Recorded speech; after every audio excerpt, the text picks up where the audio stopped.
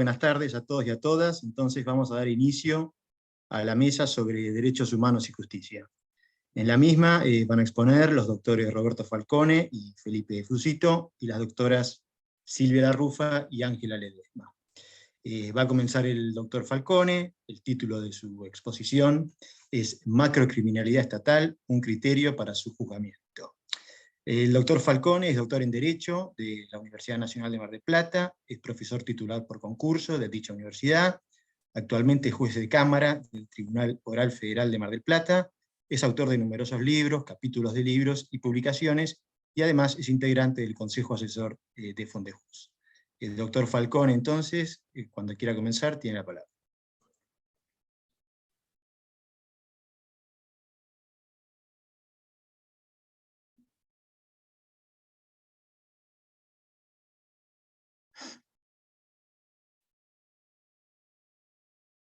Buenas tardes. En primer lugar, quiero celebrar el aniversario de Fundejus, de esta Fundación para la Administración de Justicia, y el hecho de poder expresarme también en estas jornadas y en una mesa que trata un tema de crepitante actualidad, como es la cuestión relativa a los derechos humanos. Bueno, yo voy a hablar sobre la macrocriminalidad estatal. Voy a mencionar brevemente uno de los criterios para su juzgamiento. Existen dos o tres importantes, máxime teniendo en consideración la celebración de juicios de lesa humanidad en la República Argentina y el debate jurídico que ello trae aparejado.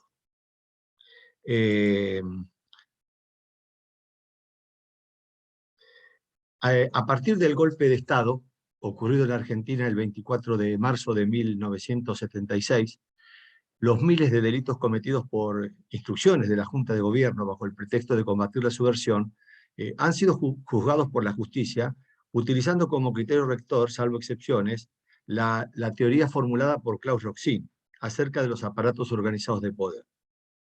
Un supuesto de autoría mediata, que fue diseñada en 1963 para encuadrar la responsabilidad de Eichmann durante el genocidio nacionalsocialista y que encontró rápidamente carta de ciudadanía en numerosos procesos por delitos cometidos al amparo del poder del Estado.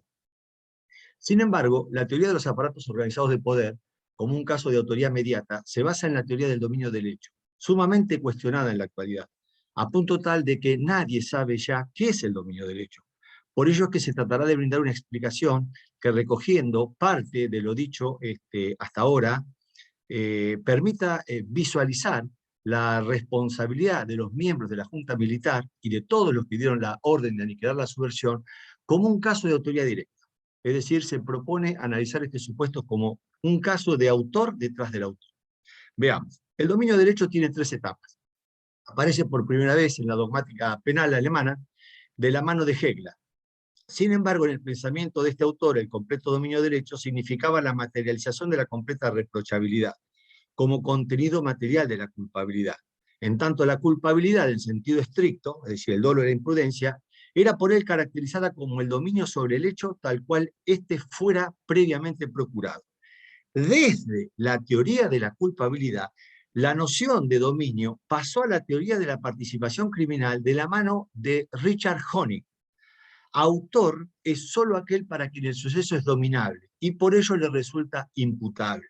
Así también es autor quien se sirve conscientemente de la ejecución de un inimputable, de quien yerra o de quien se encuentra coaccionado.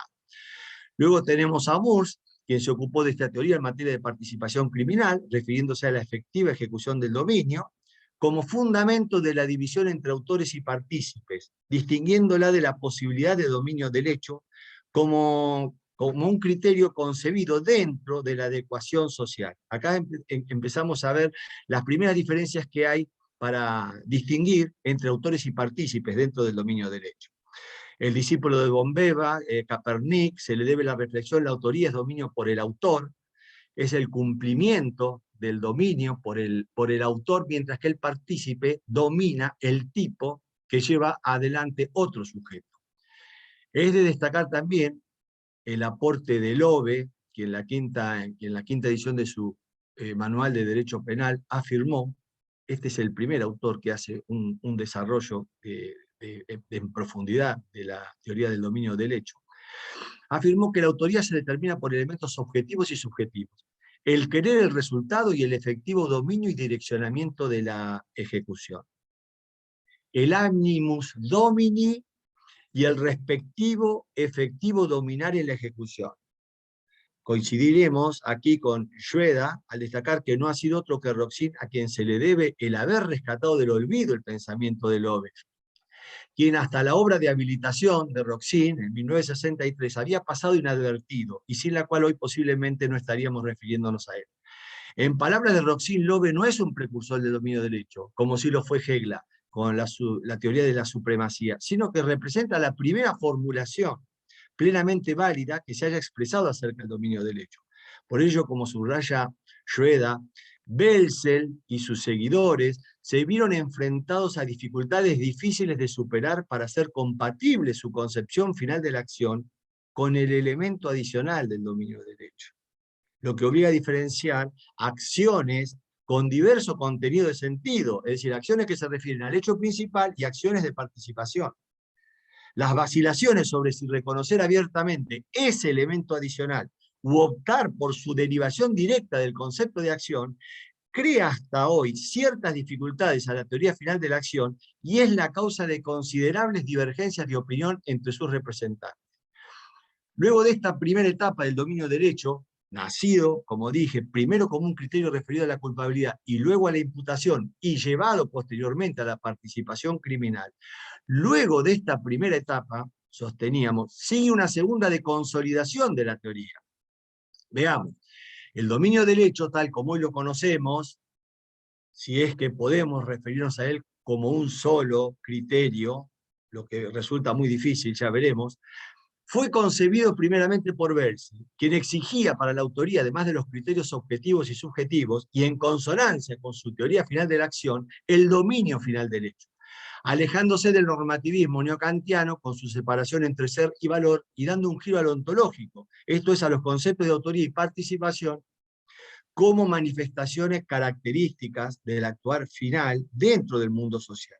Llegó así a calificar su teoría del dominio del hecho como teoría subjetiva ampliada. Apelando a fórmulas algo generales, afirmaba Belzel que señor del hecho y por tanto autor es aquel que, concibiendo la finalidad, configura su existencia y forma, mientras que partícipe es aquel que únicamente tiene dominio sobre su participación, pero no sobre el hecho mismo. Recordemos que para Belzel la finalidad se basa en que el hombre, gracias a su saber causal, puede prever en ciertos casos las consecuencias de su actividad, puede dirigirla desde el fin, orientando el acontecer causal. De allí que la causalidad es ciega y la finalidad vidente. Quien expuso la teoría del dominio del hecho en forma más fenomenológica fue Maurach. Dominar el hecho no es otra cosa que mantener en las propias manos, incluido en el dolo, el curso del hecho típico. El dominio del hecho no sería otra cosa que un factor de aplicación real, que surge de los postulados de las relaciones de fuerza y de las piezas reales de los aportes individuales al hecho. Se puede reconocer el dominio del hecho en todo aquel que puede inhibir, dejar correr o bien interrumpir la realización del resultado completo. Elocuentes son sobre todas las referencias a la autoría mediata. Al hombre de atrás le queda una reserva de fuerza porque tiene bajo control el curso del suceso. En estas reflexiones se basó Roxin para desarrollar en su tesis de habilitación, repito, 1963, una nueva teoría del hecho, una nueva teoría del dominio del hecho, intentando, tal como fuera mencionado por el mismo Roxin, reunir en un nuevo concepto de dominio, a la vez, elementos normativos y ontológicos. Esta eclecticidad, bien trazada por Roxin, le permitió a esta teoría convertirse en doctrina mayoritaria y gozar de prestigio internacional aún hasta nuestros días. Sin embargo, deficiencias normativas y la intrasistemática distinción fenomenológica entre dominio de la acción, dominio funcional del hecho y dominio de la voluntad, este último dividiéndose a su vez en dominio de la voluntad en caso de error, que se subdivide en 4 subcategorizaciones. dominio de la voluntad en caso de coacción y de aparatos organizados de poder, todos con reglas completamente autónomas, han llevado a desarrollarse trabajos proponiendo la superación de esta teoría.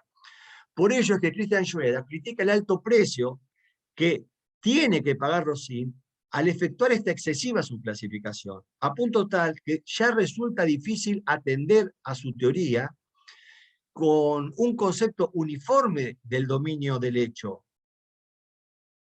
Luego de la primera etapa de formulación de la teoría del dominio del hecho y de la segunda de consolidación, surge una tercera etapa, que es la que estamos transitando, donde por un lado existe un número importante de voces críticas y por otro una multiplicidad de teorías disonantes y en ocasiones opuestas del dominio del hecho, de modo que si antes resultaba difícil, hoy resulta imposible intentar encontrar en todas estas teorías denominadores comunes. Basándonos en las investigaciones de Wolfgang Schill, podemos identificar las teorías que conjugan las nociones de dominio y de imputación objetiva, Schunemann, dominio sobre el fundamento del resultado, Schneider, dominio del riesgo, Buse y Schwab, que intentan aunar el dominio del hecho con los delitos omisivos, dominio de la omisión. Cerca de la posición de Rossin tenemos un primer Yakov, dominio del competente. Actualmente el sistema de Botke, dominio de la forma. Henry, dominio de la decisión. Funde el dominio del hecho en el criterio de responsabilidad Resikoski. Con fundamentos filosóficos, Bolovich y Nolteñus desarrollan el por ello denominado dominio personal del hecho. Grob, Rancière, Eglosa y Schill atienden a la dimensión social en las relaciones de dominio. Dominio del hecho social, cercano al dominio en la utilización de una ventaja de poder. Concepción defendida por Sim y por Lampe. El dominio del hecho puramente normativo defendido por Jacek, Rudolphi y Rogan. Y el dominio de la responsabilidad y de la inmediatez por Herders y por Joya. Y para el tema que nos ocupa, el penalista suizo Hans West elabora la teoría del dominio de la función, considerando al aparato organizado de poder en sí mismo como la figura central del suceso típico, cuyo dominio de hecho contiene más que la suma de los dominios individuales de los partícipes. De aquí nace el principio de imputación del hecho total, según el cual la organización criminal como un todo sirve como punto de referencia para la imputación de los aportes individuales al hecho, los cuales deben apreciarse a la luz de sus efectos en relación con el plan criminal general o en función del fin perseguido por la organización criminal. Aparece así el dominio organizativo en escalones, donde el dominio del hecho presupone alguna forma de control sobre una parte de la organización.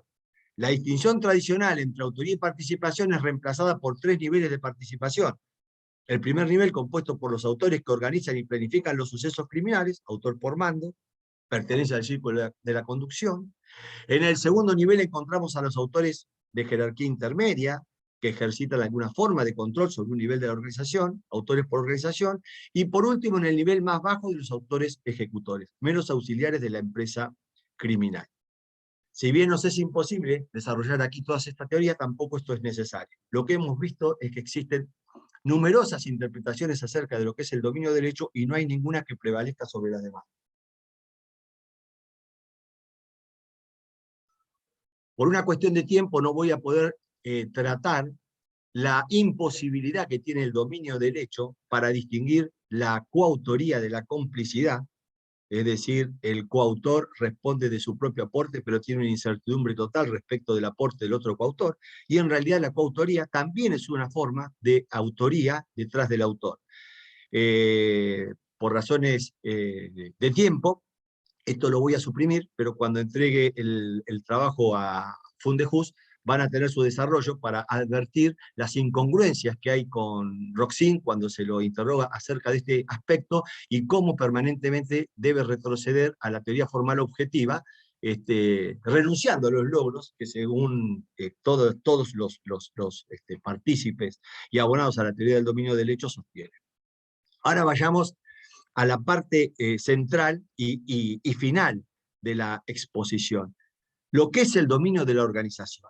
Entonces, hemos visto el dominio del hecho en sus postulados fundamentales, hemos criticado su construcción fenomenológica, Y ahora veamos cómo funciona el dominio de la organización, que fue la teoría empleada por la Cámara Nacional Criminal y Correccional Federal en 1985, en ocasión de la evaluación de la participación criminal de los miembros de la Junta Militar que llevaron adelante el terrorismo de Estado ocurrido en la última dictadura militar argentina.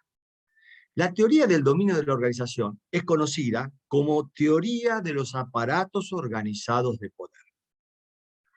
Fue ideada en 1963 por Roxin en un primer momento en relación a la participación de Eichmann en el genocidio nacional socialista, aunque también en un contexto distinto fue utilizada en el proceso Stachinski en la República Federal de Alemania, relativa a un agente secreto que asesinaba por encargo a exiliados políticos. Como Servatius, el abogado de Eichmann, hiciera presente en el juicio, su cliente no se hallaba ni en la cúspide ni al final de la cadena de autores, sino en el medio de esa cadena. Dijo Eichmann: nunca estuve detrás de las alambradas de los campos de concentración, de exterminio en realidad, ni tuve que ver con las operaciones de gaseamiento, arguyó, mostrándose como un burócrata que recibía y retransmitía las órdenes a quienes le estaban subordinados. Ello, tal como se verá, no impide que se le impute como autor detrás del autor. Desde un primer momento la doctrina jurídico-penal se ocupó de esta teoría, ganando gran notoriedad, siendo adoptada luego por numerosos profesores y calificando años más tarde la participación criminal en varios procesos de macrocriminalidad estatal. El dominio de la organización significa que los hombres de atrás tienen la potestad de emplear un número importante de personas que trabajan asociadas en función de la realización del resultado típico. De forma tal que en este caso de autoría mediata, el instrumento no sería el hombre de adelante, sino la misma organización. Lo que de por sí puede significar una lesión al principio de legalidad, porque el artículo 25 del Código Penal alemán exige para la autoría mediata que la conducta típica sea efectuada por intermedio de otra persona. Y el propio Código Penal argentino, en el artículo 45, infine, habla de la determinación a otra persona, no a una organización. El dominio de la organización es concebido por Roxin como la tercera forma de dominio de la voluntad, luego de los casos de coacción, de error, y presupone actualmente 4 requisitos fundamentales para la imputación de los hombres de atrás. En primer término, el hombre de atrás tiene que tener poder de mando. Significa que el autor mediato debió tener dentro de la macroestructura la facultad de dar órdenes, y la misma ha sido ejercida en función de la realización típica, lo que permite un sinnúmero de autores detrás de autores encadenados, a partir de la ejecución y hasta la cúspide. Así será punible por complicidad aquel trabajador del campo de concentración que, no teniendo la facultad de dar órdenes, tampoco ha participado en la ejecución. Más problemática es la exigencia de desvinculación del ordenamiento jurídico del aparato de poder, como segundo requisito de imputación. El aparato debe funcionar por fuera del derecho, aunque puede no hacerlo en su totalidad, sino únicamente en razón de los tipos penales en cuestión, como es el caso del aparato estatal en relación al homicidio. El ejecutor, por su parte, sufriría un incentivo en su motivación, ya que las sanciones del sistema formal no correrían para él, quien incluso sería premiado. Divorciándose también de la inmanencia del sistema, Roxin aclara que para la consideración del estar por fuera del derecho no es indispensable que esto se corresponda con el propio ordenamiento jurídico vigente por aquellos años, ya que en ciertos casos el actuar ilegal se presenta cubierto por una apariencia de legalidad del sistema jurídico imperante al momento del hecho, como puede haber pasado con las causales de justificación existentes en la legislación de la DDR al momento de los homicidios en el Muro, o también en la República Argentina, viendo cómo seccionales de policía funcionaban como centro clandestino de detención y atendían los reclamos ciudadanos en otra parte del mismo inmueble. El tercer requisito de la teoría, y pilar en el pensamiento de Roxin, y quizás el más fenomenológico de todos, es el de la fungibilidad de los ejecutores inmediatos. La realización de la conducta típica es asegurada para el hombre de atrás por el hecho de que el hombre de adelante es una ruedecilla intercambiable, anónima, fungible. Si el sindicado para realizarla no lo hace, otro la llevará a cabo en su lugar. Esta explicación se corresponde con la denominada, en la sentencia, por ejemplo, que se dictó en Perú contra el expresidente Fujimori, fungibilidad positiva. La fungibilidad en sentido positivo otorga al nivel estratégico superior la posibilidad de elegir para la comisión del hecho punible la mejor opción entre todos los ejecutores que tiene a disposición el aparato organizado de poder. Esto ha merecido una crítica fuerte de Rentzikowski, ya lo hemos mencionado anteriormente, porque en su opinión no puede fundamentarse la imputación del hombre de atrás en hipotéticas acciones de terceros, es decir, en lo que otro podría haber hecho. Para Rentzikowski no hay conducta delictiva concreta en este caso. Christian Schroeder replica la falta de fungibilidad de los especialistas, es decir, aquellas personas que porque tienen conocimientos específicos, o sea, por haberse depositado en ellos una confianza especial, son irreemplazables. Son personas que demandan mucho tiempo su preparación. Esto ha llevado a Roxin a sostener que su teoría no es aplicable absolutamente a todos los casos producidos por la maquinaria delictiva de la organización, lo que es cierto Roxin nunca sostuvo. Pero sin embargo, pensemos en relación a la fungibilidad, este ejemplo. Joseph Mengele. ¿Dejaría la conducta criminal de ser imputable a los jerarcas del nacionalsocialismo por el hecho de ser él, Mengele, por sus elevados conocimientos médicos y la especial confianza en él depositada, un instrumento no fungible? Pareciera asistir razón a Schroeder cuando afirma que la fungibilidad es dudosa en la capa más baja de la organización. Falta normalmente a partir de la segunda, y más a medida que se incrementa el poder de la posición. Acierta también Herbers al sostener que en el caso concreto el ejecutor no es fungible. Si él no lo hace en ese instante, nadie más lo hará. Así, en el caso de los centinelas del muro de Berlín, si el soldado en el último momento hubiera decidido perdonarle la vida al fugitivo, hubiera podido hacerlo, de modo que tendría un dominio exclusivo sobre la realización típica. Roxin replica que también en la DDR existían puestos de vigilancia recíprocos, de forma tal que si algún centinela hubiera tenido una idea semejante, hubiera estado allí otro para realizar la figura típica. Y en caso de no ser esto así, se hubiera tratado desde la perspectiva de quienes detentan posiciones de poder de una avería del sistema. Pero más allá de lo fenotípico de este análisis, la problemática de la capacidad de rendimiento de la teoría queda expuesta una vez más. El cuarto presupuesto de la teoría es la considerablemente elevada disposición al hecho del ejecutor.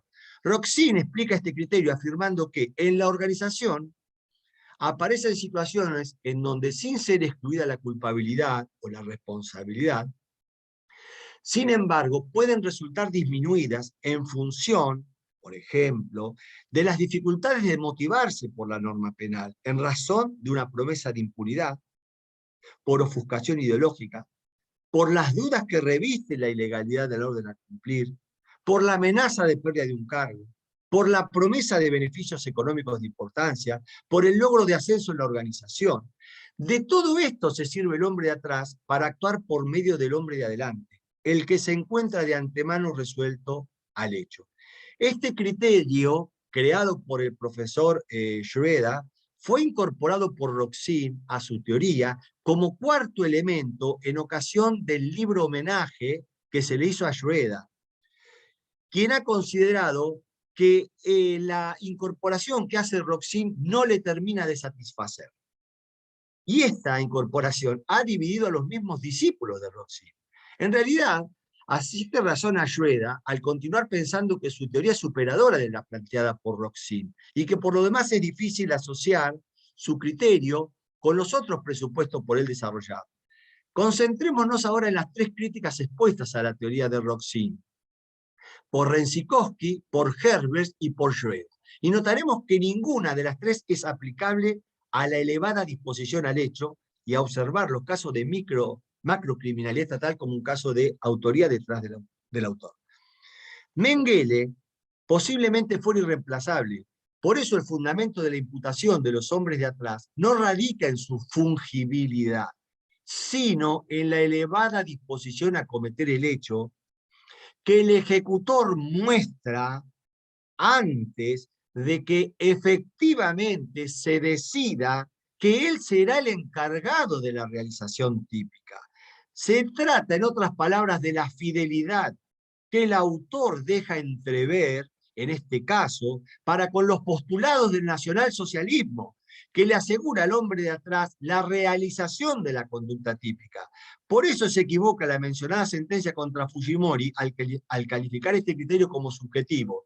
No se trata de lo que el ejecutor pensó, sino de lo que efectivamente mostró y de cómo fue interpretada esta actitud por el hombre de atrás. Así se sortea también la dificultad planteada acertadamente por Renzikowski, ya que en este caso el fundamento de la imputación del hombre de atrás no radicaría en un hecho tan factible como hipotético, sino en un hecho concreto. A su vez, y en relación al planteamiento de Herbert, el hecho de que el centinela en el último instante se arrepienta y deje huir al sujeto, será indiferente para la tentativa de homicidio del hombre de atrás, ya que el fundamento no radica en la efectiva conducta criminal, sino en que con anterioridad ya se haya mostrado dispuesto a efectuar el hecho. Al margen de esto, y en atención a la crítica vinculada al principio de responsabilidad, la elevada disposición al hecho no es una construcción ad hoc, como la teoría de Roxin, elaborada para solucionar este caso, sino que con el dominio de la organización, tal como lo presenta Christian Schroeder, se ha demostrado en 13 supuestos que la imputación del hombre de atrás, en calidad de autor penalmente responsable, puede convivir con la del hombre de adelante, y que además no fue pensada en un primer término para la solución de los casos de macrocriminalidad estatal. Así, con esta teoría, se pudo resolver en Alemania el caso Donner-Fall. El caso Donner-Fall es un caso planteado por Graf Sudona en su Manual de Derecho Penal de 1929, que es el caso número 36, donde Graf Sudona no pudo encontrarle la respuesta. El Donner-Fall será cuando A se entera de que B planea dar muerte a C al efectuar uno de sus habituales paseos por la colina. Entonces, manda a su enemigo D al lugar del hecho, contando con que B lo confundirá con C y lo matará.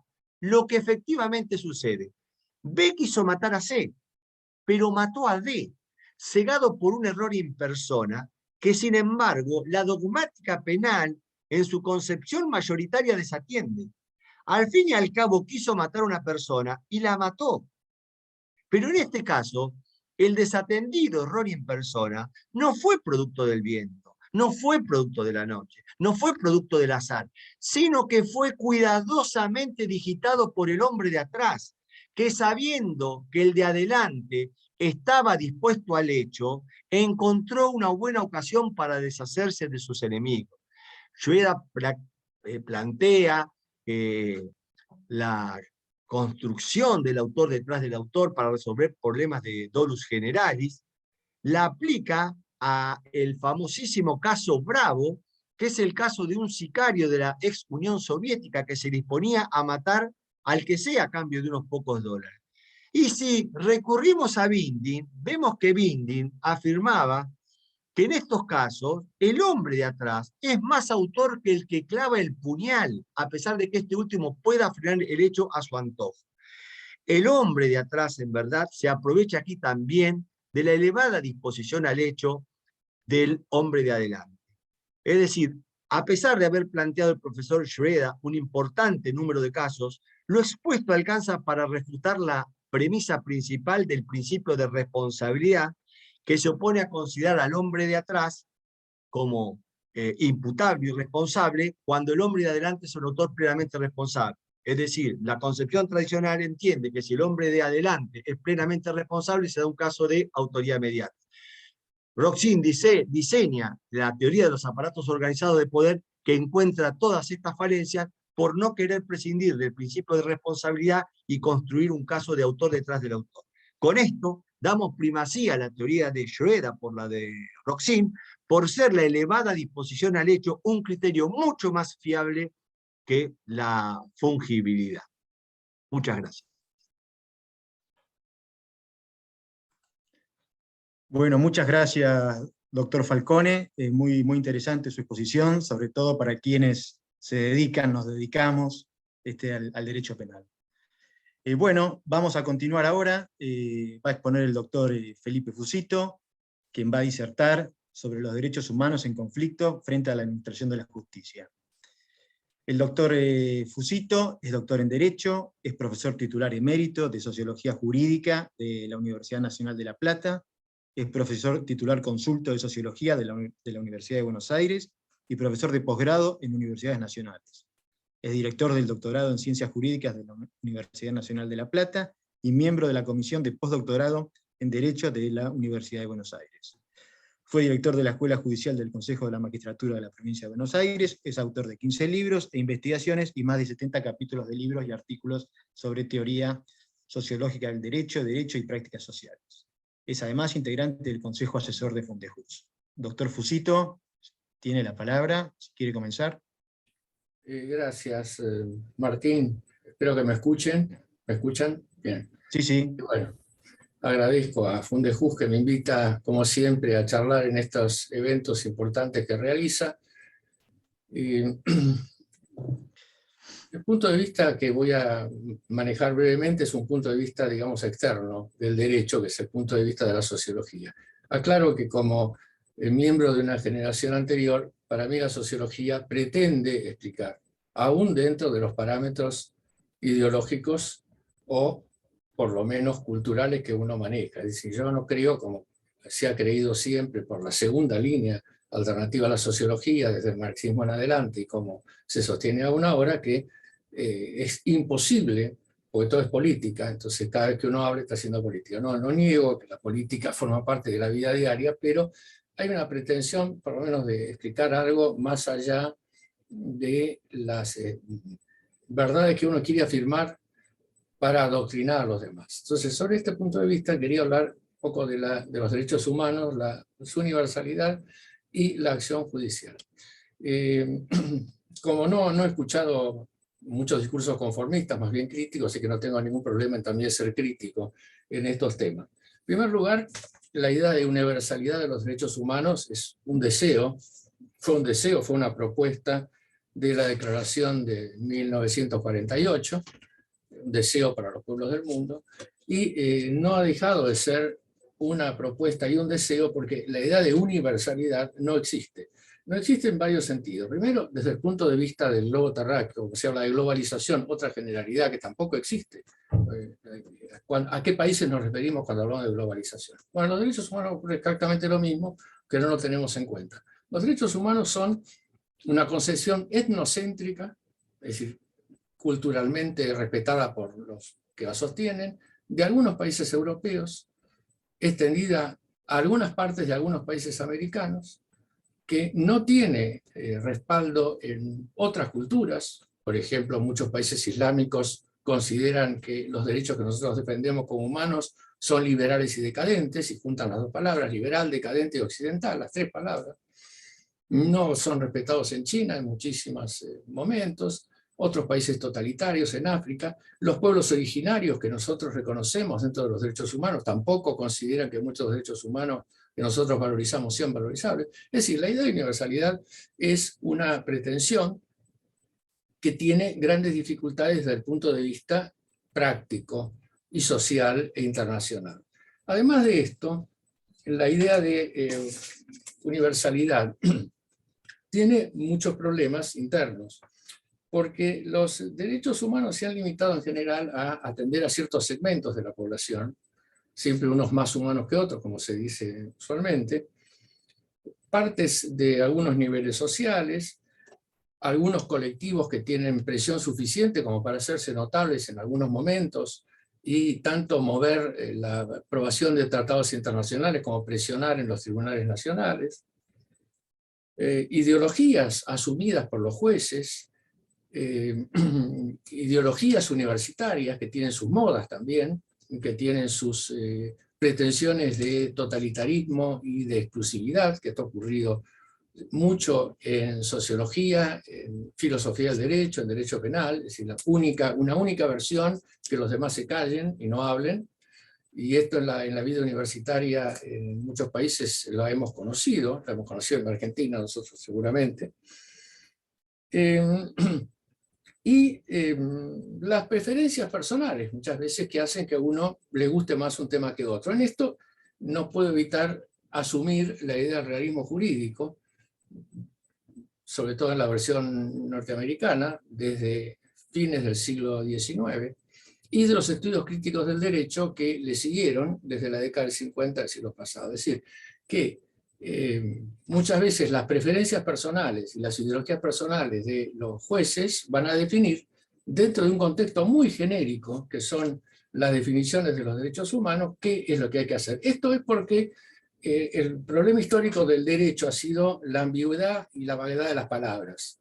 Incluso los que pretendían la idea de que el derecho era la matemática del espíritu, ahí no es que han sido acallados por la violencia de los otros grupos, simplemente se ha demostrado que el derecho utiliza un lenguaje natural, vago, ambiguo, que es técnico en alguna medida, en la medida que nosotros lo usamos y tenemos un consenso de cómo debemos usarlo, pero ese tecnicismo tiene sus límites. Ahora, cuando vamos al léxico de los tratados internacionales, vemos que la vaguedad es mucho mayor, la ambigüedad es mucho mayor, porque se requiere esos términos tan amplios para poder lograr las adhesiones y la ratificación de los tratados. Es decir, cuanto más amplio el tratado, más ratificaciones puede obtener. Esto luego coloca al intérprete en la posibilidad muchas veces de elegir una opción u otra, porque todo puede entrar, si no en un tratado o en otro tratado. Yo hice una lista escolar de ver cuántos derechos humanos podía encontrar, buscando, listando, y me encontré con 40 por lo menos. Ahora, en realidad, estos derechos humanos surgen de la Declaración de los Derechos Humanos de 1789, de la Declaración de las Naciones Unidas del 48 y, por supuesto, del Pacto de los Derechos Económicos, Sociales y Culturales del 66. Entre esos tres documentos tenemos la mayor parte de la base de todos los tratados y los derechos humanos que se respetan. Una pequeña digresión sobre esto. Estos derechos comienzan con el liberalismo político. Sabemos que hoy hablar de neoliberal ya es una mala palabra. Si uno dice, miren, yo acepto y me parece y respeto los derechos liberales, caramba, qué horror. Bueno, realmente ahí aparecen los derechos de la vida, de la integridad personal, la educación, la libertad, etc. Ahí están. Los otros se han ido construyendo sobre esos derechos. La deliberada confusión del liberalismo político y el liberalismo económico, aunque es cierto que el liberalismo económico está permitido por el liberalismo político, no se confundan. Primero porque el capitalismo no es uno solo, y segundo porque muchos de los derechos que se defienden hoy fuertemente derivan de un modo directo de los derechos liberales de las primeras formulaciones. Derechos que simplemente se han ido ampliando. Por ejemplo, el derecho a la tortura, un derecho directo. ¿Quién va a defender la tortura? ¿Quién puede hoy defender la tortura? Una de las primeras manifestaciones. Bueno, las condiciones de detención indignas, bueno, se pueden equiparar a la tortura, y el tratado que así lo defiende nos define y responsabiliza al Estado por condiciones de detención que son iguales a las condiciones de tortura. El caso Mendoza, que falló la Corte Interamericana hace muchos años, es una prueba de esto. No solo los delitos cometidos en la cárcel son responsabilidad del Estado, sino las condiciones mismas de la detención. Bueno, al comienzo, cuando se pensaba en tortura, se pensaba en la tortura física, que es lo que hemos conocido a lo largo de la historia y que seguimos conociendo, por supuesto. Entonces, estos derechos comienzan en el liberalismo, en el odiado neoliberalismo, liberalismo, no sé qué es el neoliberalismo, yo nunca supe qué es el neoliberalismo, el liberalismo. que tuvo un gran enemigo histórico, el primer enemigo histórico que tuvo y lo mantuvo, además de los enemigos que se fue agregando, tuvo uno muy importante que fue la Iglesia Católica. Si ustedes quieren encontrar el mayor enemigo del derecho a la libertad de expresión, libertad de culto, educación, etc., encuéntrenlo en la Iglesia Católica, en la doctrina de las encíclicas y en los pensadores católicos, que han sostenido desde prácticamente la aparición de los primeros pensadores liberales, no necesariamente Voltaire, han sostenido una posición claramente contraria a estos principios que nosotros creemos valiosos: la libertad educativa, la libertad de culto, por ejemplo, pero es lógico, es evidente que cualquier religión pretende una verdad absoluta y no va a ser amigo de este tipo de libertades que yo sigo valorizando y me gustaría que fueran cada vez más respetadas.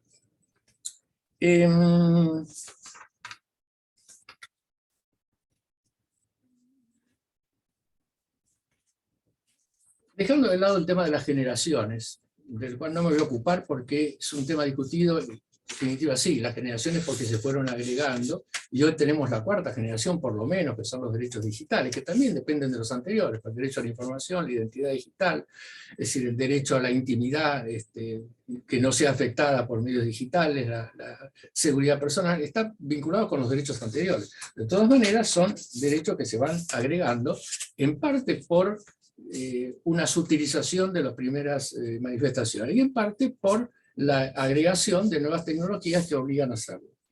Pero la necesidad de que las tutelas judiciales sean efectivas ha puesto en cabeza de los jueces la obligación de resolver estos problemas de derechos humanos, y ahí es donde vemos que muchos jueces necesariamente resuelven sobre la base de la disponibilidad que tienen, tanto en la Constitución como en los tratados, de acuerdo a preferencias ideológicas. Yo no puedo hacer acá un listado por falta de tiempo, porque además tampoco los quiero aburrir, estamos ya con muchas horas de exposición, pero hay elecciones necesarias en los conflictos existentes. Muchas veces en estas elecciones influyen, no tanto en la Argentina, pero sí en otros países, los llamados grupos identitarios. Estos grupos que defienden sus propios derechos humanos con prescindencia de los derechos humanos de otros que están muy cerca de ellos. Es decir, los grupos identitarios son aquellos... Estos grupos identitarios yo empecé a hablarlo, lo empecé a ver en modo práctico con algunas personas con las que hablaba. Decía, por ejemplo, si defienden los derechos de gays y lesbianas, ¿por qué no defienden también derechos de mujeres en general, o desde el punto de vista del prejuicio general, tantos derechos que son absolutamente similares a los propios? No recibía respuestas. Bueno, esto es porque los grupos identitarios solo atienden a sus propios derechos humanos, aunque podrían ampliar perfectamente sus defensas a derechos humanos muy próximos, que afectan a veces a sus propios derechos humanos, pero precisamente la idea del movimiento identitario es esa: me preocupo solo de mis propios derechos. Bueno, esta posición en algunos casos se ha dado mucho en Europa, se ha dado en Estados Unidos. Nosotros no lo tenemos tanto acá, pero uno nota que diría que es mirar solamente la propia situación y generar, muchas veces, esto es una opinión personal, a veces el refuerzo tan enérgico del propio derecho a expensas de todos los demás derechos, a veces genera una situación contraria de la verdadera reacción contra estos derechos, como son las políticas identitarias, como pasó en Francia. Es decir, que a fuerza de defender tanto un derecho a expensas de otros derechos, a los que toman la palabra son los que quieren abolir estos derechos. ¿No es cierto? Esto ha pasado en cuestiones de etnias, de color de piel, de religión, etc.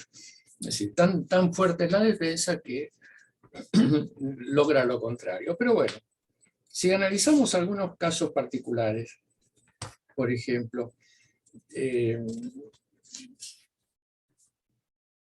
casos de género y derecho, me parece que ahí se ha avanzado tanto que del derecho de familia histórico no ha quedado prácticamente nada. Lo que sí ha quedado mucho es los prejuicios vigentes respecto de género, mujeres, etc. Pero como hay por lo menos 10 líneas del movimiento feminista, por lo menos yo tengo identificadas 10, puede haber 15 o 20, también esto influye negativamente. Es decir, muchos movimientos feministas podrían reunirse en algunas cuestiones comunes, y sin embargo, como suele pasar, hay algunas posiciones muy extremistas que no ayudan luego a la defensa del conjunto común. Pero bueno, las concepciones, podríamos llamar residuales, en materia de género, familia, derechos de las mujeres, etc., da la impresión que aquí sí han, por lo menos en algunos países, han quedado relegadas, por lo menos en el ámbito jurídico. Es decir, si un juez va a defender posiciones patriarcalistas, etc., le va a costar un gran esfuerzo de argumentación poder hacerlo. ¿Por qué? Porque, bueno, aquí ha habido un cambio cultural, por lo menos en ciertos niveles de los sectores medios educados, universitarios, etc. No tanto en otros sectores que mantienen esto, como se puede ver, la violencia de género se mantiene de un modo real y práctico, y los discursos no cambian la cultura. Esto es un tema de aprendizaje y aprendizaje generacional. Esto es lo que los políticos no pueden entender por la urgencia que tienen ellos en resolver los problemas. Lamentablemente, la incorporación de las mujeres se ha dado a lo largo de un siglo. No es una cuestión de una política ni un decreto. Y no lo ha dado ningún lenguaje inclusivo. Lo han dado las dos guerras mundiales y los derechos que fueron adquiriendo a partir de la educación que se les fue permitiendo y que ellas asumieron. Entonces, que hoy hablemos de la jueza y no la juez, como todavía dicen en España, no es porque alguien lo impuso a través de un decreto o porque lo obligó desde el Poder Judicial, como obligan ahora desde los ministerios del lenguaje inclusivo. Es porque es lógico, la misma presencia de mujeres en la justicia hace que uno diga naturalmente la jueza, como puede utilizar cualquier femenino cuando las mujeres se han incorporado realmente. O en definitiva, el lenguaje depende de la incorporación social práctica y no a la inversa. Yo puedo tratar con todo respeto y con un lenguaje grandemente inclusivo y verdaderamente faltar el respeto absolutamente y destruir los derechos humanos del otro. Recordemos que hace un siglo los hombres le daban la parte construida de los edificios a las mujeres para que no se salpicaran con el barro de los carros que pasaban por el lado de la calle. Sin embargo, el trato era muchas veces brutal. Ahora, en público, por supuesto, el trato era muy respetuoso, etc. Que no nos pase lo mismo con el lenguaje inclusivo, ¿no? Es decir, que estemos pensando tanto en la formalidad que no nos demos cuenta que el fondo del asunto es la vida social. Es ahí donde tiene que estar el respeto. Y es ahí donde yo no veo el respeto. Veo una gran intención en el cumplimiento del lenguaje inclusivo, pero el respeto real, que sería el derecho humano, esto es lo que a veces veo menos. Pero de todas maneras, hay que reconocer que hay un gran cambio a favor de esto, sin ninguna duda.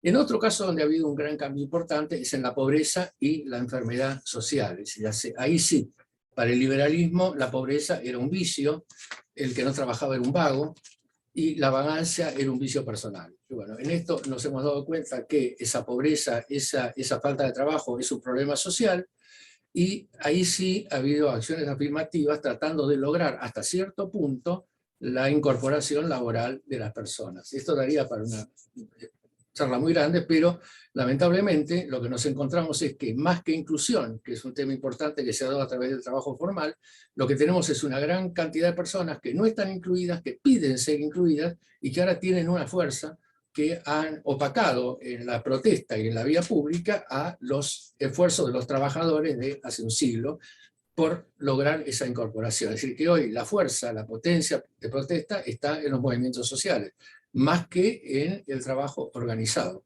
Es decir, hoy Marcuse, si estuviera escribiendo como en 1968 en el Mayo francés, pondría a estos movimientos en el potencial de cambio, como ponían en ese momento los estudiantes y a las mujeres, porque él consideraba que ya los trabajadores estaban incluidos, los trabajadores formales ya estaban incluidos. Bueno, evidentemente sí, la inclusión de los trabajadores formales, mal o bien, pero sueldo, mínima estabilidad, derechos laborales, obra social, etcétera, frente a esta situación, nos ha cambiado el panorama. Lo que es seguro es que ya sería un error casi antiguo sostener que el pobre que no trabaja es un vago que no quiere trabajar. Es decir, esto ya resultaría propio de los chistes del Andrú de la época del 60. En el caso de vivienda tendríamos para hablar demasiado, y ya me llevé 15 minutos del tiempo que estoy hablando. Simplemente remito en materia ideológica a algunos casos señeros. Por ejemplo, el caso Kirchberg Castro, que se resolvió primero en la primera instancia de Cava, Cámara de Cava, Tribunal Superior de la Cava y Corte Suprema. Ahí ustedes tienen todas las ideologías posibles del derecho a la vivienda. Desde que los jueces pueden manejar los presupuestos y pueden ver si las partidas han sido correctamente asignadas, a que ese derecho a la vivienda realmente es el derecho a un subsidio, es el derecho a una posibilidad, que quedó también afirmada en el caso de Alba Quintana, en la Cava, una posibilidad de que se atribuya la vivienda. ¿Y por qué es esto? Y bueno, porque el derecho a la vivienda como derecho general tiene un requisito de recursos que manifiestamente no existen. O sea, como se dijo en Alba Quintana, la Cámara no le puede dar vivienda a todas las que piden de la capital, de la Argentina o del mundo, es decir, no hay recursos posibles. El tema de los recursos es un gran límite que los jueces se encuentran muchas veces limitados. Recuerden el caso de la audiencia del antiguo director del ANSES, Bocio, hace más de 10 años en la Corte Suprema. Cuando la Corte le preguntaron por qué no paga las demandas previsionales que usted tiene firme, y dice, bueno, porque tengo plata para el 2% nada más por año. Este es mi forma. Bueno, 10 años después la cosa mejoró, se han pagado más. Pero también hay un tema de recursos, que no basta solo por la redistribución, hace falta producción también. Por la redistribución, mayores cargas impositivas, a veces asfixian a la gallina en los huevos de oro, entonces hace falta producción. Y esto es la deuda permanente que los jueces no pueden resolver. Los jueces pueden fallar y luego se encuentran que el cumplimiento no está a su cargo, salvo que sea un caso específico. Si es un caso específico, sabemos que en esto, aunque se atribuyó a la legislatura la potestad de afirmar cuáles son las partidas, etc., es el Ejecutivo muchas veces el que paga o no paga, de acuerdo a su posibilidad de caja y además a los otros derechos que tienen que atribuir. Cuando se ha acusado de vaciamiento de fondos previsionales, que ha sido cierto, en muchos casos sí se atribuyeron a otros fondos que también eran importantes, y en algunos casos a cualquier otra cosa. Recuerdo que en algún momento Fútbol para Todos tuvo también su espacio en esto. Un derecho que no tiene solución porque es absolutamente conflictivo y que nadie puede resolver en este momento. Libre tránsito contra protesta social. ¿Qué juez hoy va a ordenar un desalojo compulsivo de una ruta o de una vía pública frente a una protesta por el lógico y razonable derecho de los que transitan en ella, que no son turistas en viajes alegres, sino que son gente que tiene que trabajar, que tiene que estudiar, que tiene que cumplir todos sus derechos, que ve impedido por otras personas que tienen sus derechos, pero los cuales los que no pueden transitar no son culpables? Esta forma extorsiva de protestar, en la cual se trata de obligar al Estado a cumplir una prestación a costa de otras víctimas sociales que no son ni personas ricas, sino personas desesperadas por llegar a su trabajo, porque pierden el presentismo, gente que tiene que trasladarse por muchísimas cuestiones, no tiene solución porque se ha dado de una manera que ningún juez podría ordenar un desalojo, como tampoco podría ordenar el desalojo de un asentamiento con 200 o 2000 familias por la fuerza pública, porque si hiciera esto, evidentemente estaría generando una guerra civil. ¿Qué es lo que va a lograr? ¿Cómo puede un juez, hace poco pasado, un juez que no hizo lugar a la liberación de unas tierras ocupadas por 2000 familias, cómo puede ordenar que se expulse a 2000 familias? ¿Dónde van las 2000 familias? Hay muchos jueces que han tomado conciencia social de lo que se llama algo muy mal hecho desde el punto de vista de la lógica jurídica, que es la resolución por los resultados. Si han proyectado el resultado de su resolución y han dicho no lo puedo hacer. Yo no puedo ordenar esto porque si yo ordeno esto se estoy ordenando una matanza. Entonces no lo puedo hacer. Entonces el juez tiene el derecho a la propiedad por un lado y tiene el derecho a la ocupación, no digamos vivienda, ni menos vivienda digna, no damos nada de esto. Digamos al derecho a estar en un lugar que ocupan familias que ya están un tiempo ahí. ¿Cómo va a ser el juez para ordenar el desalojo compulsivo si no hay una solución social que le tiene que dar otro poder del Estado? ¿A dónde lleva esta gente antes de desalojarlo?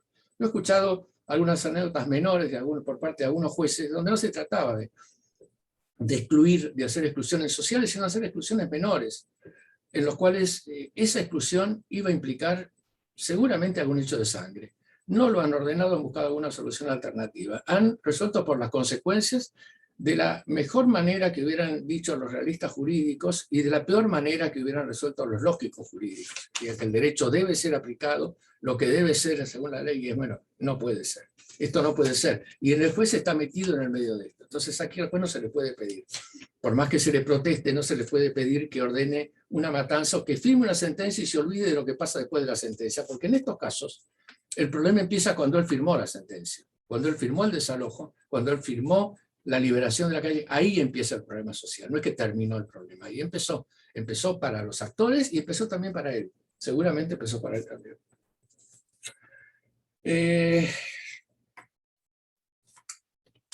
Pueblos originarios. No hay ninguna duda que ha habido un reconocimiento de algo que se negó de un modo manifiesto durante 2 siglos.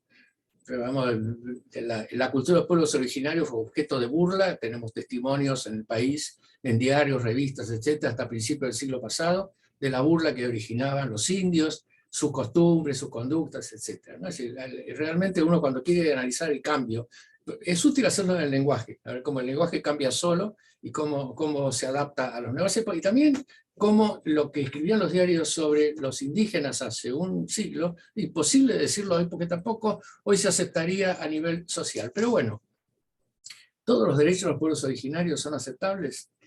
Evidentemente, aquí hay una disputa y los jueces han entrado en esa disputa sin poderlo resolver. Yo tomo, por ejemplo, el caso Ruiz, que resolvió el tribunal, la Corte Suprema de Salta hace unos años, donde un hombre tenía como amancebada a la hija de su concubina de 9 años, de 9 a 11 años.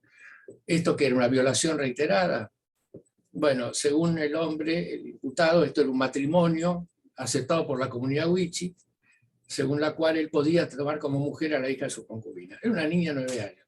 ¿Cómo se compatibiliza esto con los derechos de niños, niñas y adolescentes? No se compatibiliza de ninguna manera. Bueno, el fallo sale en 2 votos a favor de que la comunidad, los derechos comunitarios, que por otro lado habían sido discutidos también en parte por la misma comunidad y la mujer sobre todo, que muchas no estaban de acuerdo en absoluto con esta práctica, y una defensa minoritaria, que fue el voto perdidoso, a favor de los derechos humanos de una niña de 9 años que vive en el territorio argentino.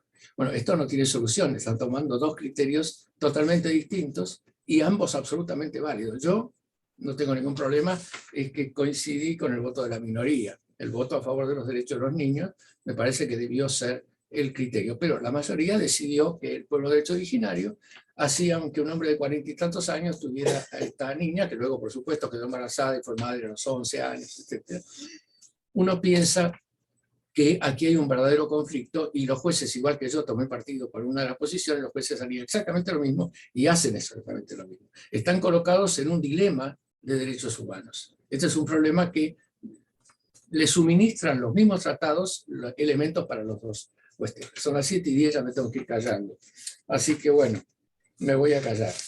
Como no voy a hablar de acceso a la justicia, pues está la doctora Ledesma para eso, evidentemente hay un gran límite en el accionar judicial que no puede ser resuelto salvo en una transición. Ahora, esta transición nosotros no sabemos a dónde va. En algún caso va de derechos individuales a derechos sociales, pero no con olvido de los derechos individuales. Es decir, no es a expensas de la libertad individual que el comunitarismo tiene que decirnos o limitarnos hasta punto tal que perdamos un valor importante que para mí es defendible, que es la posibilidad de elegir en muchas circunstancias. Esto no es el tema, pero muchas veces se dice que para cumplir un conjunto de derechos humanos hay que limitar fuertemente los derechos de otros, que también son derechos humanos. Habría que ver esto en qué punto estamos, porque los países divergen totalmente en esta situación, hasta llegar a alguna conclusión que hoy no se puede tener. No hay, digo para terminar con esto, no hay una desvirtuación del derecho en la acción de los jueces en materia de derechos humanos. Tienen para elegir y en la elección que tienen sin distorsionar las normas internacionales ni la Constitución, eligen de acuerdo a ideologías, preferencias personales y uno también adopta la misma situación. Son casos muy genéricos desde el punto de vista ideológico. Son normas muy amplias desde el punto de vista de la redacción. Son casos muy graves desde el punto de vista de la trascendencia que tienen. Pero todos estos casos son casos que se tienen que resolver y después tienen que poner una firma. Yo reconozco la dificultad que los jueces tienen en poner firmas en estas cuestiones. Y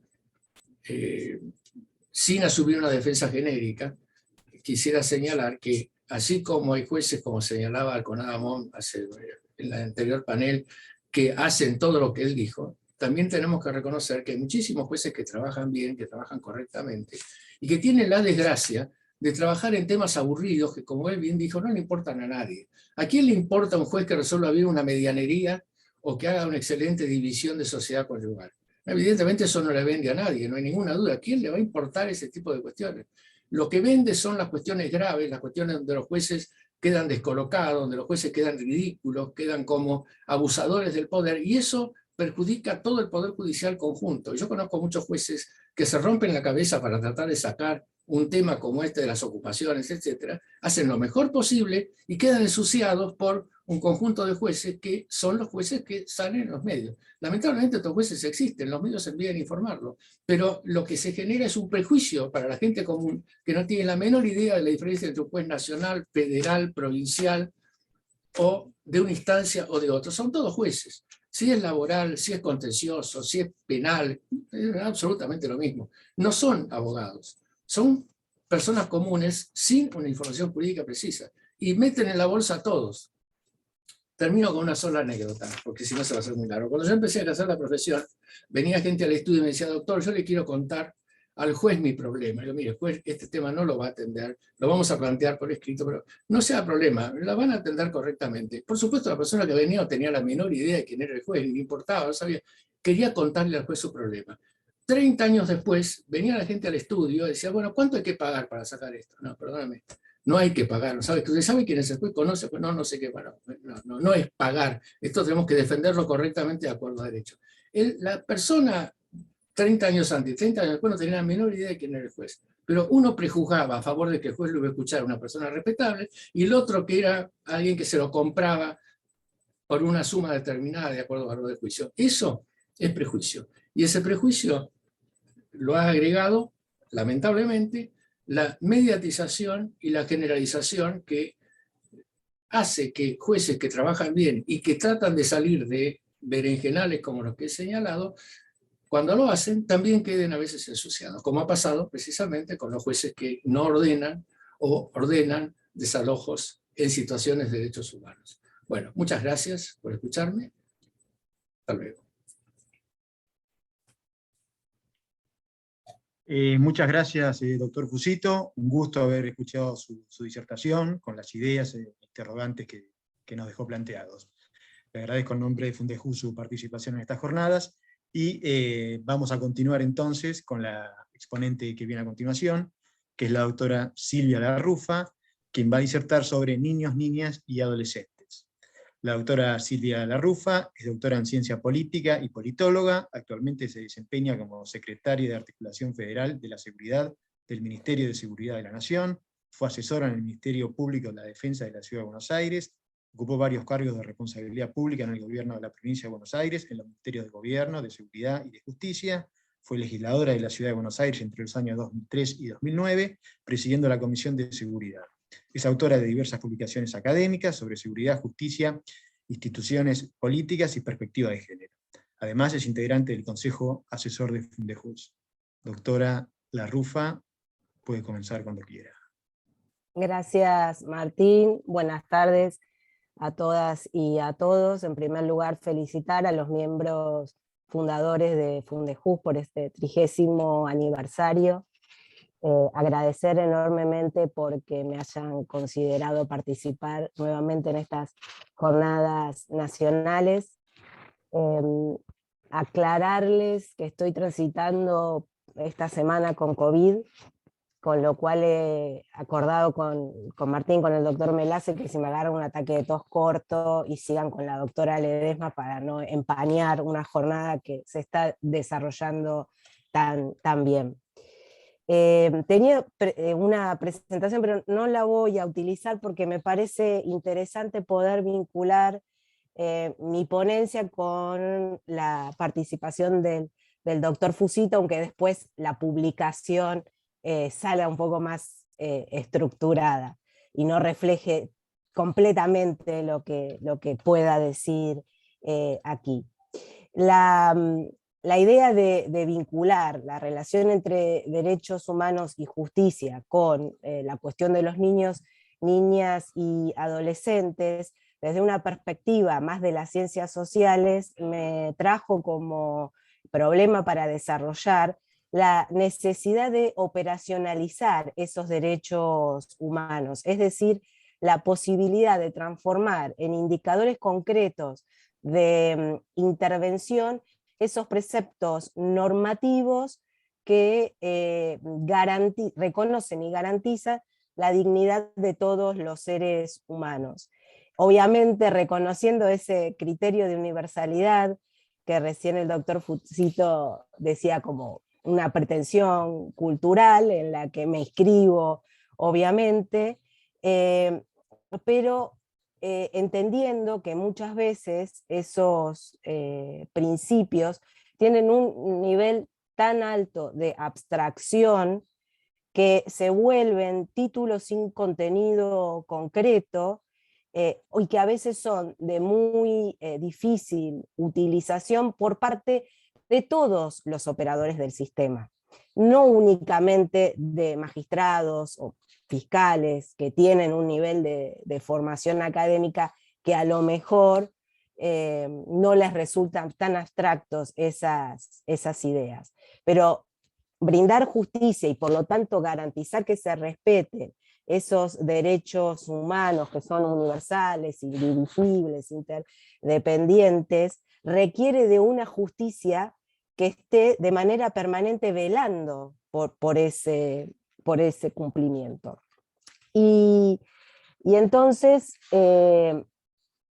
empiezo mi presentación con una breve descripción del marco normativo, que acá no vamos a repasar porque doy por descontada que todas y todos conocen. Hay más de 10 convenciones internacionales y fundamentalmente hice referencia a 3 leyes: la de protección integral del niño, la de no discriminación por razones de género y el decreto ley vinculado con el régimen penal juvenil. Y cuento una anécdota en torno a cuando el doctor Darrocha me propuso ser parte de este panel y comenté con varios colegas este tema. Lo primero que me hacían eran referencias a la cuestión de los pibes en conflicto con la ley penal.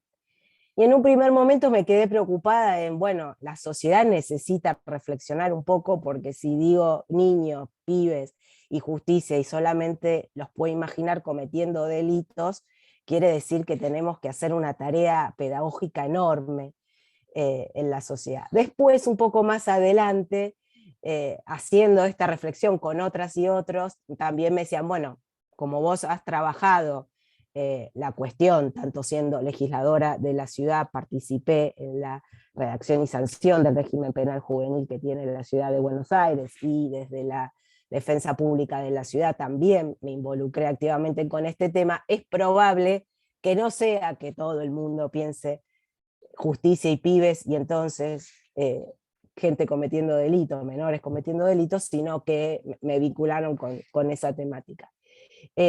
Por eso quería señalar que, si bien sobre el final quiero hacer un comentario en la cuestión del régimen penal juvenil, mi preocupación está dada en mostrar la solidez normativa que tiene nuestro país en materia de derechos y garantías para la dignidad de las personas que tienen menos de 18 años, pero que se requiere de un montón de otras decisiones políticas, jurisdiccionales, que hagan efectivos esos derechos. Y entonces por eso no hablamos solo del sistema penal, no hablamos solo de los contenciosos administrativos que garanticen una vacante de un pibe que no tiene vacante en un sistema educativo, no hablamos solo de la justicia civil en el momento que va a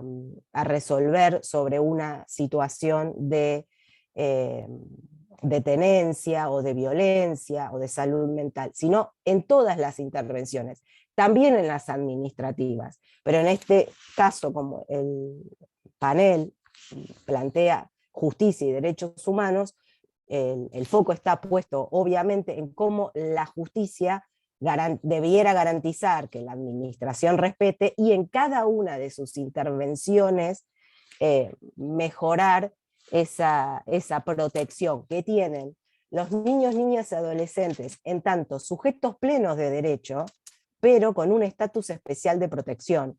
Y eso es muy importante reconocerlo, ¿sí?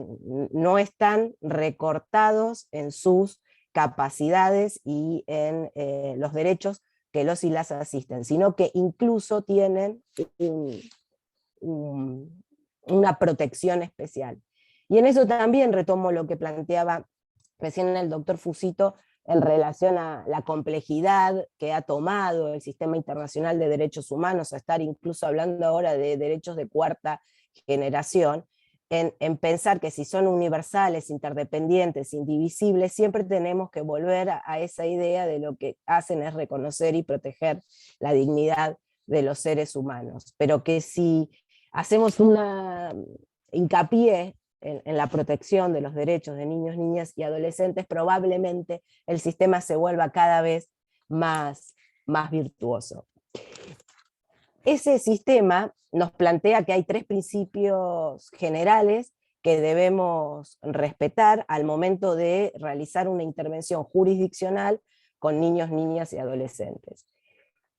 Garantizar siempre el interés superior del niño, respetar el derecho a ser oído o oída, y la autonomía progresiva, es decir, que no es lo mismo un niño de 8 años que a los 12 o a los 14.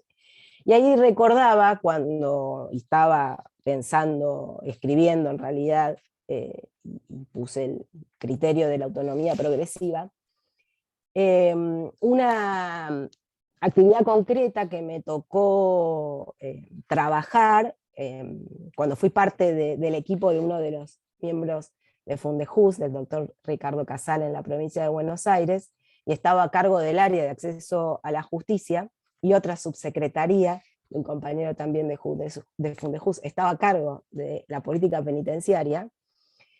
Había un pibe de 16 años detenido, bien detenido, y nos llega acceso a la justicia el pedido de su compañera de 15 años de poder ingresar a la cárcel a visitarlo. La chica, para mí es una niña, pero la piba en ese momento ya vivía con él en la casa de la familia de él, porque su familia estaba en desacuerdo con esa relación. Pero las autoridades penitenciarias, si no tenía el ok de la familia para poder ingresar esa visita, no querían autorizar, especialmente lo que era la visita íntima. Entonces ahí hubo que hacer jugar diferentes derechos, tener esta mirada de la autonomía progresiva, porque no era una niñita, pero tenía menos de 18 años.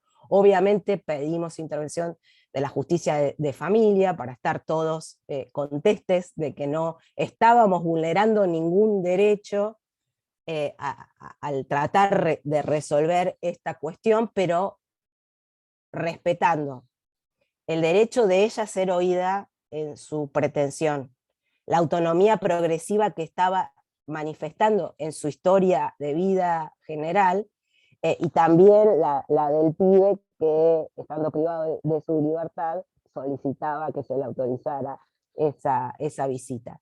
Por eso esto es complejo, por eso mi preocupación central está en esta importancia de la operacionalización de conceptos abstractos, que entiendo que se van resolviendo a través de protocolos y guías de actuación precisa para todos los operadores del sistema, y en este caso en particular hice un apartado para hablar de las fuerzas de seguridad y las policías como auxiliares de la justicia, y además de esas guías de actuación y de esos protocolos, capacitaciones que vayan acompañando estas definiciones, y a su vez lo que la policía podría llamar academia o la medicina podría llamar ateneo, es decir, el encuentro de pares que analicen casos específicos, que le permita cada vez darle más sentido, contenido real a esas prescripciones normativas que buscan garantizar que se respete la dignidad de los seres humanos, y en particular de niños, niñas y adolescentes. Es decir, que no se trata de recitar de memoria los derechos, sino, insisto, en darle contenido real a esas prescripciones. Y entonces me permití traerles un caso que seguramente todas y todos deben haber leído en los medios porque tuvo mucha relevancia, pero me parece que ilustra enormemente esta preocupación por por darle contenido a los derechos, que es el caso del niño P, de una jueza de Salta que reconoció la doble filiación a dos padres. Un niñito de 3 años que había perdido a su mamá y que en un momento su padre biológico hace un reclamo por la filiación y no quería que su padre socioafectivo tuviera ese reconocimiento. El padre socioafectivo se somete a un ADN porque tenía ciertas expectativas de poder ser el padre biológico, finalmente no, quien reclamaba ser el padre biológico lo era. Allí el padre socioafectivo le transmite a la jueza, yo pongo mi apellido tercero o cuarto, no me importa, pero esta es mi relación, y lo citaron al niño en un ambiente cuidado. En ese momento tenía 2 años, o sea, era un bebé, y cuando el niño entra y ve a su padre socioafectivo, va corriendo y lo abraza. Y ahí todos entendieron qué era lo que había que hacer.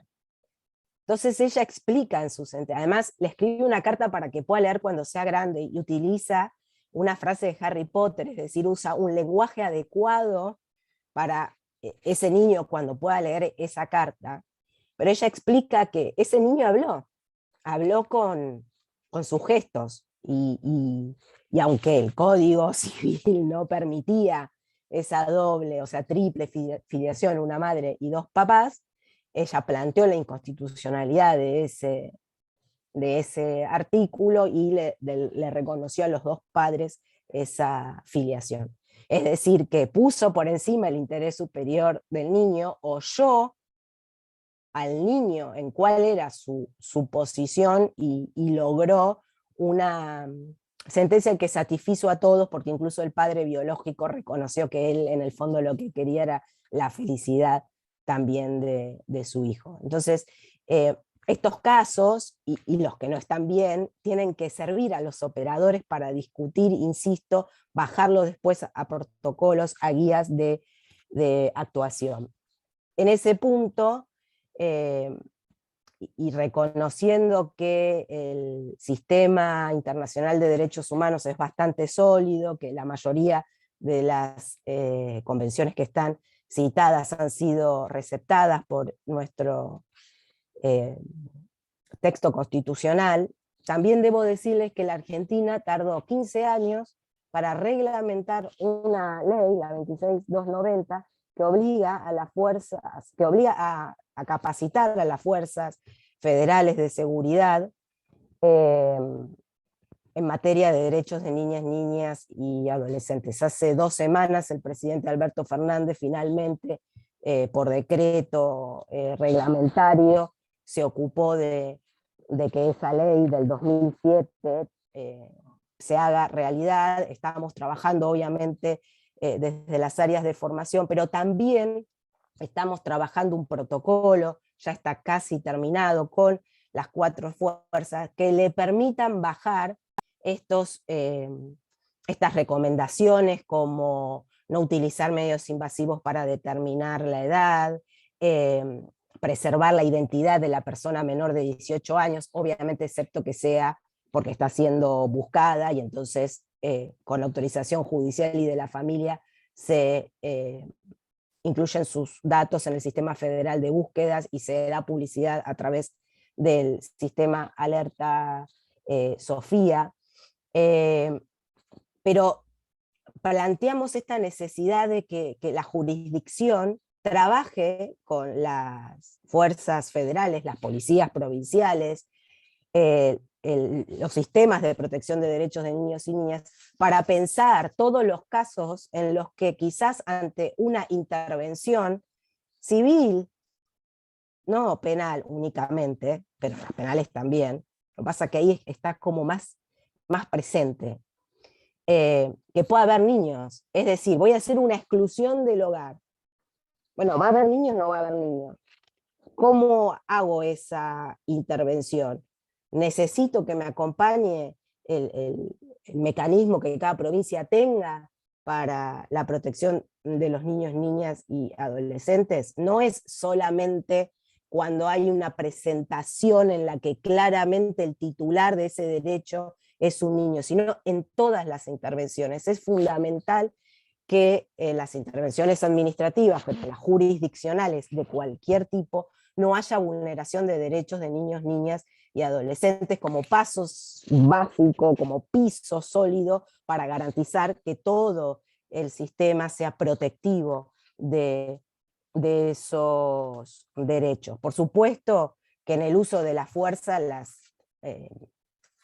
policías y las fuerzas de seguridad tienen que respetar los principios de proporcionalidad, de gradualidad, de responsabilidad, de objetividad, que se aplican como criterios internacionales para los organismos encargados de hacer cumplir la ley, pero siempre en vínculo con la protección de los derechos de niños, niñas y adolescentes.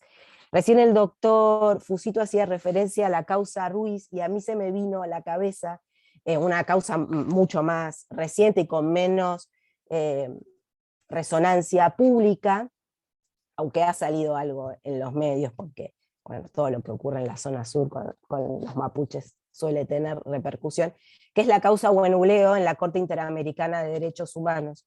Una comunidad mapuche que hace una presentación porque una familia criolla que pretende tener la posesión de sus tierras, ejerce violencia concreta contra la comunidad para quedarse con la posesión real del territorio. Y la Corte interviene y no dice únicamente, bueno, Estado vaya y brinde seguridad y con eso me alcanza, sino que como hay niñas y niños y en las acciones de violencias concretas ellos fueron afectados, ordena al Estado la asistencia psicológica con profesionales interculturales y la garantía de la educación intercultural. La educación a lo mejor está más avanzada, especialmente en esa zona. La reparación a través de la asistencia psicológica intercultural fue y sigue siendo más compleja porque no hay tantas y tantos profesionales con esas características.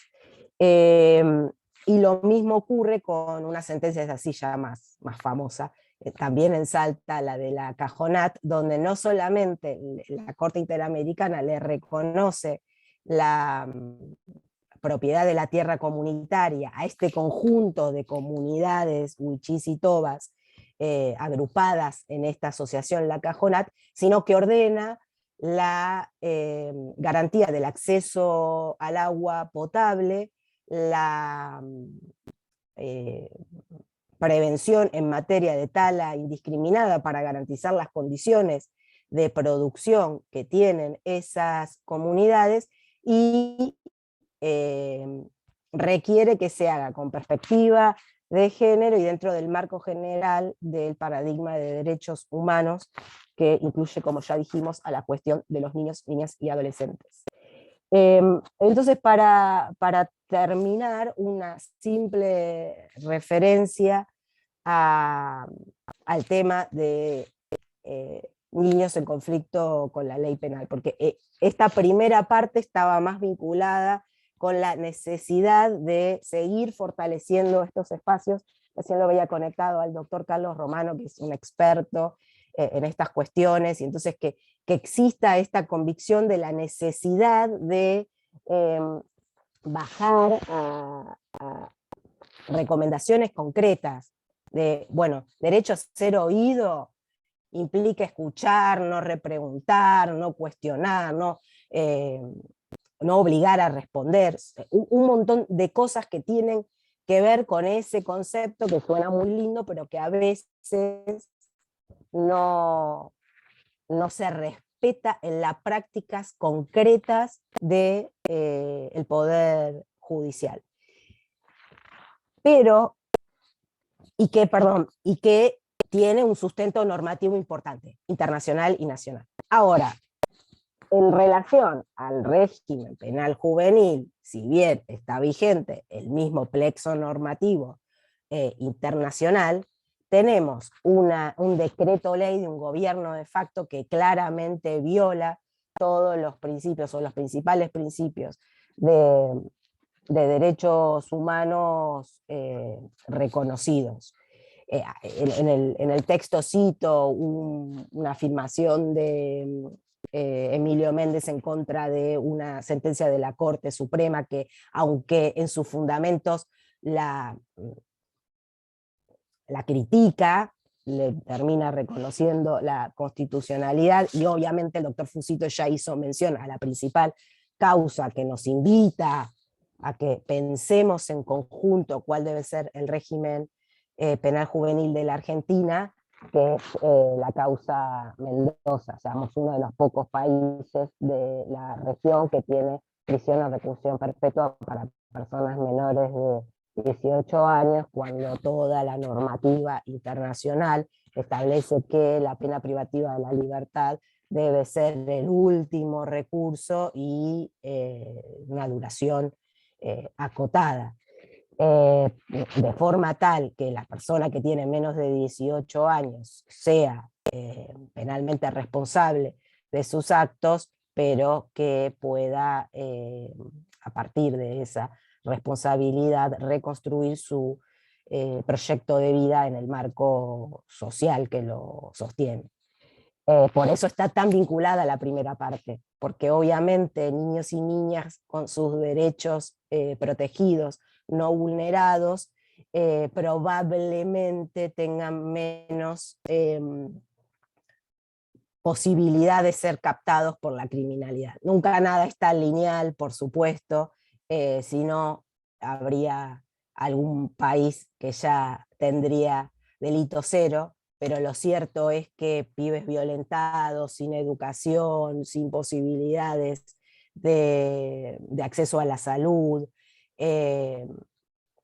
tienen mayor probabilidad de ser víctima de violencia institucional, de ingresar en la criminalidad, y entonces aquella parte está muy vinculada a esta. Pero lo cierto es que en ámbitos como este también me interesa plantear la necesidad de dar estos debates, que creo que siempre se tienen que dar fuera de un contexto electoral y fuera de algún caso de repercusión pública, porque cuando eso ocurre a veces hay determinadas posiciones más, desde mi punto de vista, conservadoras, que intenta, bajo el título de régimen penal juvenil, que tiene una connotación determinada, dar el debate por la baja de la edad de imputabilidad, que no implicaría régimen penal juvenil. Por eso siempre me preocupo en esto de garantizar que los principios normativos no sean títulos abstractos que las y los operadores judiciales, las fuerzas de seguridad en tanto auxiliares, las áreas administrativas utilizamos para hacer escritos lindos, pero que en la práctica concreta de las personas en general y de los niños y niñas en particular no son reales. Así que agradezco que pude decir todo lo que tenía planteado y nuevamente muchas gracias por esta oportunidad.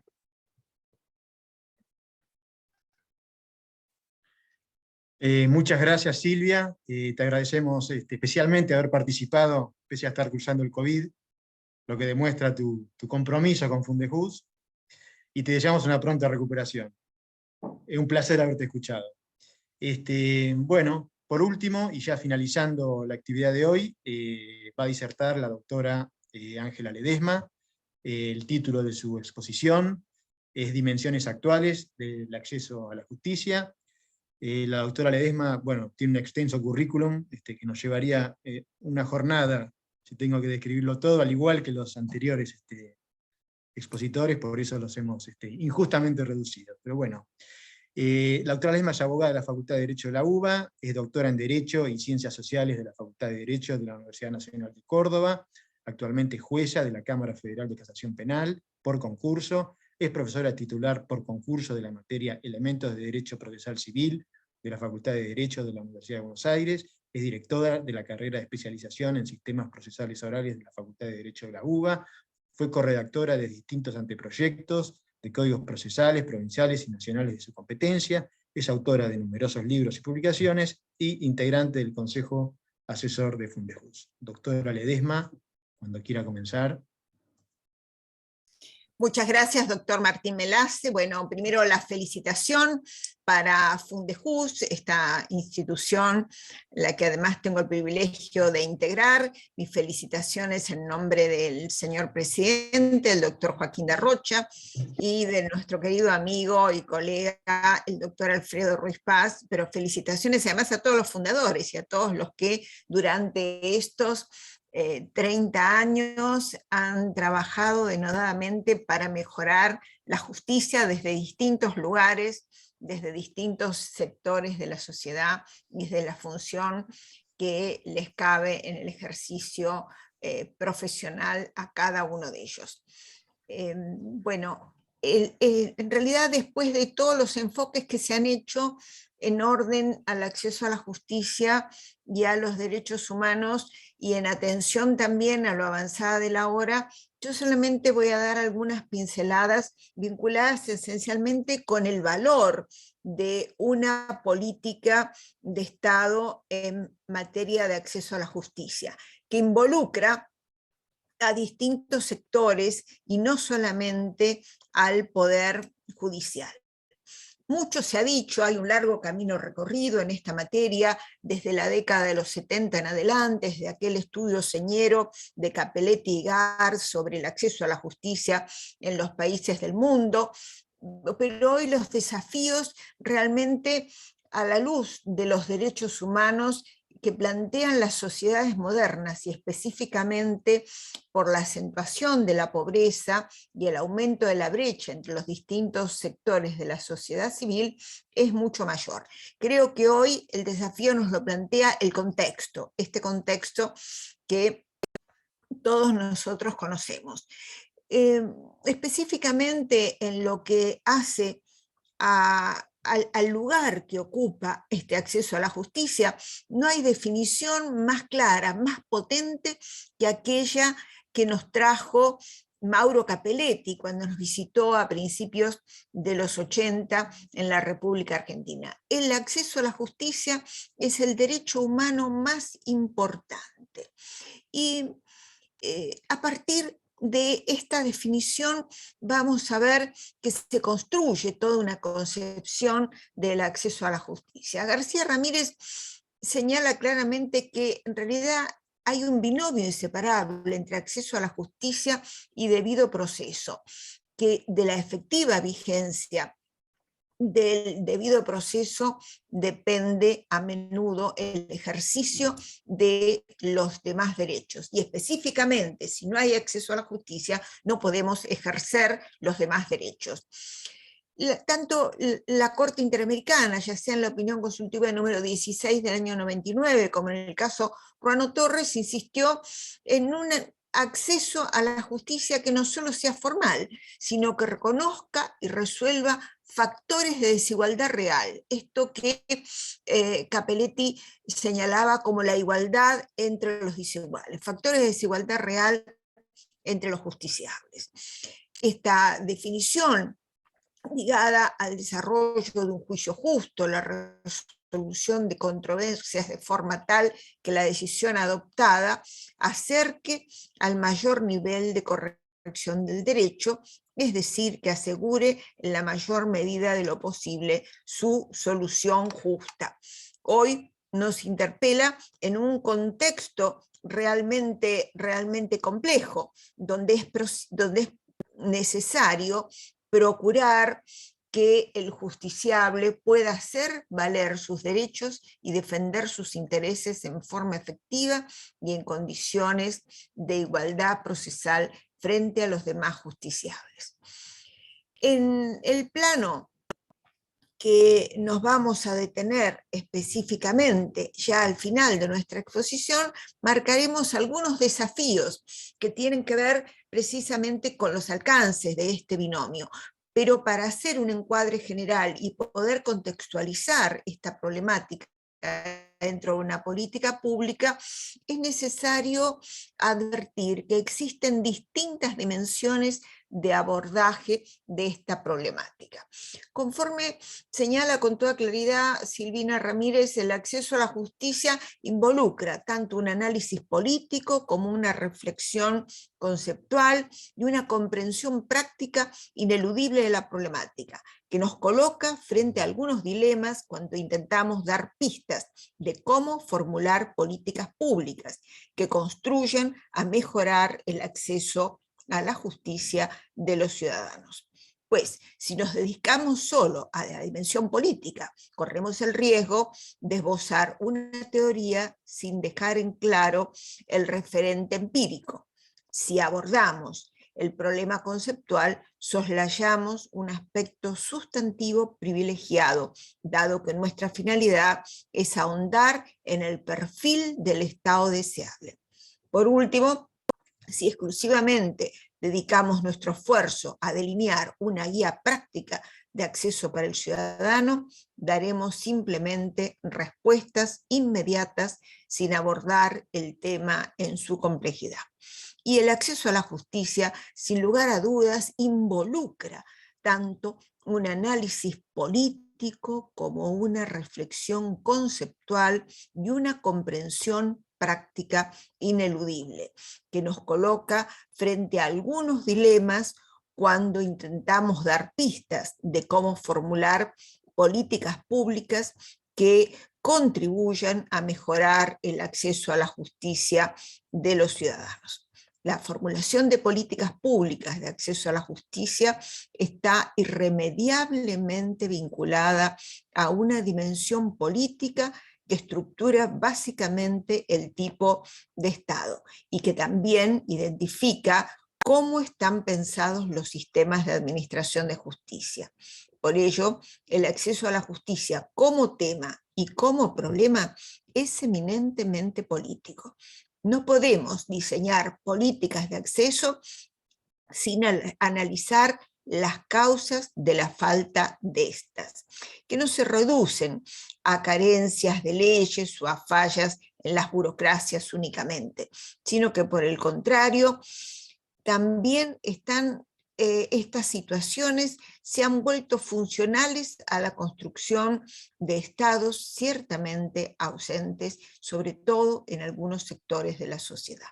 Así, un Estado que da espaldas a los sectores más desventajados y empobrecidos, que no arbitra los mecanismos pertinentes para arbitrarles protección, es un Estado que no le atribuye importancia al acceso a la justicia. De ese modo, se construyen estados que no consideran como política pública relevante posibilitar el acceso a la justicia.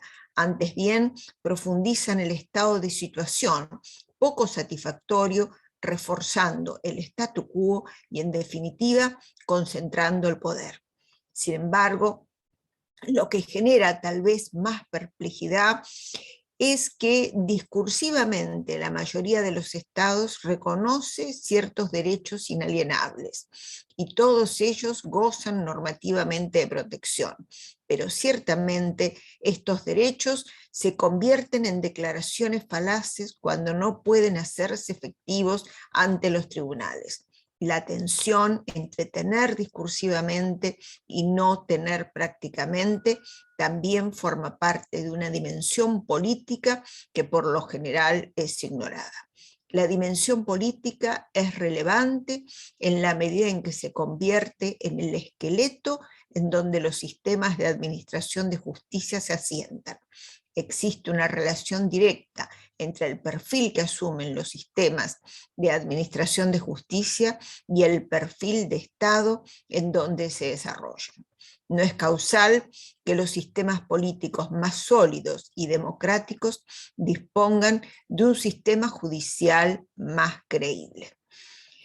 Lo que hace específicamente a la dimensión conceptual, no podemos perder de vista la historia del acceso a la justicia, donde el punto neurálgico pasa por la lucha a lo largo de la historia de distintos sectores excluidos por razones socioculturales, el desarrollo de siglos que muta de conflictos sociales en distintos contextos históricos y económicos.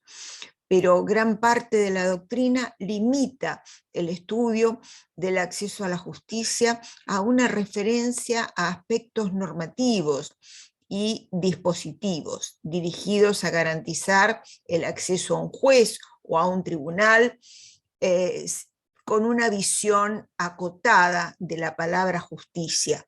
En realidad, un derecho de peticionar ante un juez un litigio. Pero esta concepción no puede eludir examinar los escenarios sociales y las necesidades reales de un acceso a la justicia que se debe atender. El tema es muy complejo y la cuestión se puede enfocar desde una perspectiva multidireccional. Mejor dicho, este debía ser el enfoque de una gran política pública en esta materia.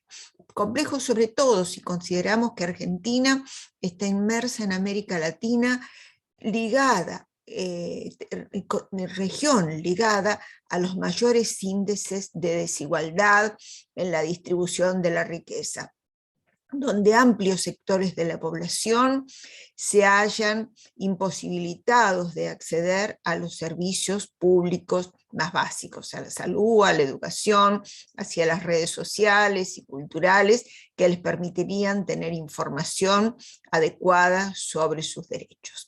En este contexto, el gran desafío en materia de política pública es cómo abordar esta realidad tan dramática.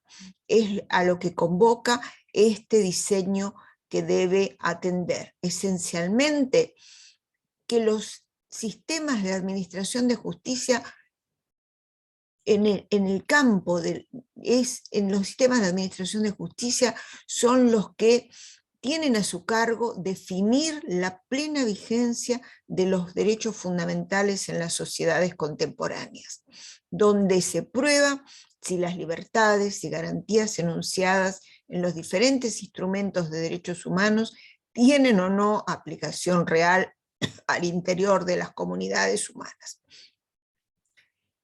El efectivo acceso es un instrumento garantizador de las normas internacionales de derechos humanos. La realidad interpela la propia vigencia del Estado de Derecho, de las libertades y las garantías fundamentales ante la necesidad de mejorar los niveles de acceso a la justicia de los sectores que están menos favorecidos en la estructura social y que son adicionalmente los que más dificultades legales y extralegales afrontan en la defensa de sus intereses. De esta manera, el acceso a la justicia ha sido aceptado cada vez más como un derecho básico en las sociedades modernas. Es el derecho humano primario en un sistema legal que pretende garantizar los derechos tanto individuales como colectivos. A este respecto, debe tenerse presente que el sistema de administración de justicia constituye la última frontera donde los ciudadanos perciben si sus derechos son efectivamente respetados y garantizados. De ahí la imperiosa necesidad de facilitar y favorecer que no solo el acceso a la justicia, sino el efectivo acceso a la misma. El Estado debe compensar las desigualdades sociales con medidas afirmativas que hagan más parejo el campo de juego. Así, la modernización pasa también por el principio de solidaridad social, que debe focalizar la atención hacia aquellos grupos social, histórica y regularmente en condiciones desventajosas para la concreción de sus derechos. Es así que sectores como las mujeres, los menores, los migrantes, los discapacitados, ¿por qué no los indígenas?, deben de ser no solo la fuente de inspiración de todo proceso, sino ser actores fundamentales en el debate público sobre qué debe cambiar. En nuestro país, como todos sabemos, han sido reconocidos, han sido incorporados con jerarquía constitucional los tratados internacionales y se han incluido, como ya se señaló, los derechos económicos, sociales y culturales. Como principio rector, sin embargo, debemos tener en mira la igualdad. Y ese es el gran desafío que se nos plantea, sobre todo con fines específicos, en lo que hace a los casos de discriminación por raza, sexo, religión, origen, preferencia sexual o discapacidad. Los jueces deben cambiar la mirada y los procesos deben dejar de tener la rigidez de otrora. El juez debe ser no solo un simple ejecutor de leyes, sino activista de la justicia en la solución de los problemas dentro del marco de la ley, pero en forma creativa. De allí la importancia de adecuar los procesos a los conflictos, y allí justamente es donde se está tendiendo en los procesos civiles a conferir herramientas en este sentido a los juzgadores. Garantizar entonces la formulación de una política de acceso a la justicia que se adapte a las demandas de los ciudadanos. Cómo asegurar su implementación es también una forma de proteger de manera robusta los derechos humanos. Nunca debe perderse de vista esta relación si nuestro objetivo es construir sociedades profundamente igualitarias y respetuosas del Estado de Derecho. El acceso a la justicia desde esta perspectiva no es solo instrumental, aquel derecho que tiene la pretensión de alcanzar la protección de otros derechos, entre ellos los derechos humanos fundamentales. El derecho al acceso a la justicia también es sustantivo en la medida en que habilita al ciudadano en su posibilidad de goce de derechos individuales y derechos colectivos a demandar por ciertas garantías aseguradas en la Constitución. Esta doble faz, instrumental y sustantiva, transforma el acceso a la justicia en un derecho muy potente y central, útil también para testear y definir el perfil del juez. Así, un Estado que no lo garantice y que no formule políticas tendientes a asegurar el efectivo acceso a la justicia es un Estado débil en una dimensión medular y socava su propia credibilidad institucional. En otras palabras, el acceso a la justicia es un concepto complejo y un derecho instrumental y sustantivo, que entre otras cosas permite asegurar el goce de los derechos fundamentales. Vale la pena llamar la atención sobre los elementos, sobre estos elementos en la medida en que diferentes instancias estatales deben tomarse en serio, construir una arquitectura constitucional que apuntale el acceso a la justicia para dar respuestas. No debemos olvidar que este acceso es el pilar esencial que hace a la calidad y legitimación de las instituciones democráticas, en la medida en que es el único canal para el pleno ejercicio de los derechos fundamentales. El contexto actual requiere poner en diálogo distintas áreas: social, política, económica y jurídica. También incluir la opinión de los ciudadanos y trabajar en términos de prevención del conflicto a través de la información y de la educación, para que se tomen las mejores decisiones y evitar la multiplicación y escalada del conflicto.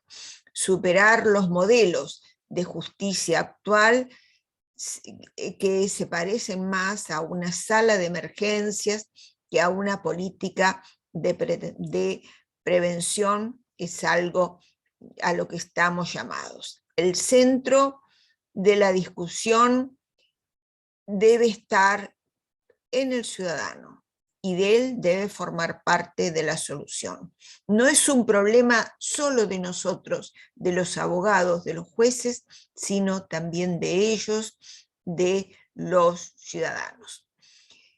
Existen múltiples instancias para solucionar los conflictos que pueden y deben ser exploradas.